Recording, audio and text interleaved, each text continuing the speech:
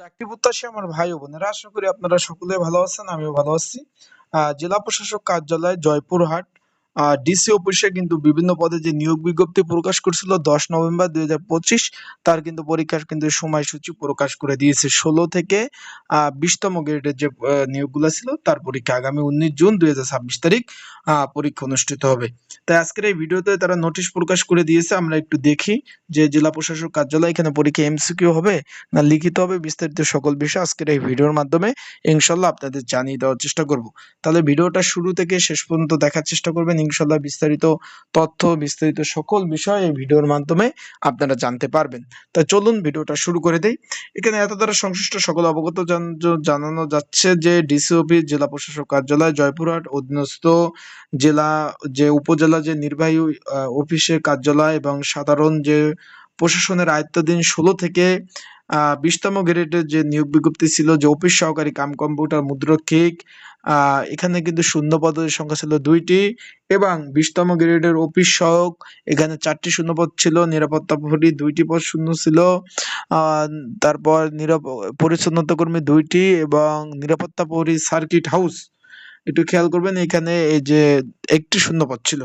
তার কিন্তু পরীক্ষা আগামী 19 জুন 2026 তারিখ সকাল 10টায় লিখিত পরীক্ষা অনুষ্ঠিত হবে। এখানে একটু খেয়াল করবেন, এখানে অনেকে জিজ্ঞেস করছেন যে ভাই এমসিকিউ হবে না লিখিত পরীক্ষা হবে।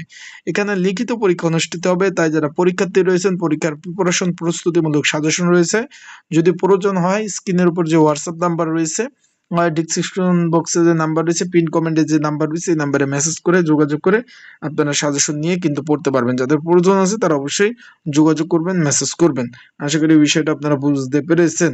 এখানে লিখিত পরীক্ষা হবে, এখানে কিন্তু আপনার রামদহ যে বাজলা সরকারি উচ্চ বিদ্যালয় রয়েছে এবং কালেক্টর বালিকা বিদ্যালয় নিকেতন যে জয়পুরহাট অনুষ্ঠিত হবে।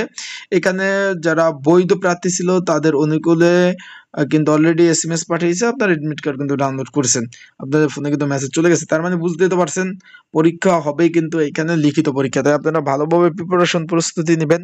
এখানে পরীক্ষার্থী কিন্তু প্রচুর পরীক্ষা অংশগ্রহণ করবে, আবারও বলতেছি এখানে প্রচুর পরীক্ষার্থী পরীক্ষা অংশগ্রহণ করবে, তাই সেভাবে আপনারা কিন্তু প্রিপারেশন প্রস্তুতি নেবেন। ভালো প্রিপারেশন না নিলে কিন্তু ভাই পাস করা যাবে না, আবারও বলতেছি ভালো প্রিপারেশন না নিলে কিন্তু পাস করা যাবে না। তাই আপনারা যতটুকু পারেন ভালোভাবে প্রিপারেশন প্রস্তুতি নেওয়ার চেষ্টা করবেন। তা ভালো থাকুন, সুস্থ থাকুন, চোখ রাখুন আমার ইউটিউব চ্যানেলে। আর অবশ্যই যে কোনো বিষয় যদি আপনাদের জানার থাকে যে প্রশ্ন করতে পারেন, আর যাদের সাজেশন লাগবে যোগাযোগ করতে পারেন। আর অবশ্যই এডমিট কার্ড ডাউনলোড না করতে পারলে মেসেজ করবেন, এডমিট কার্ড সুন্দরভাবে ডাউনলোড করে দেওয়া যাবে। ভালো থাকবেন।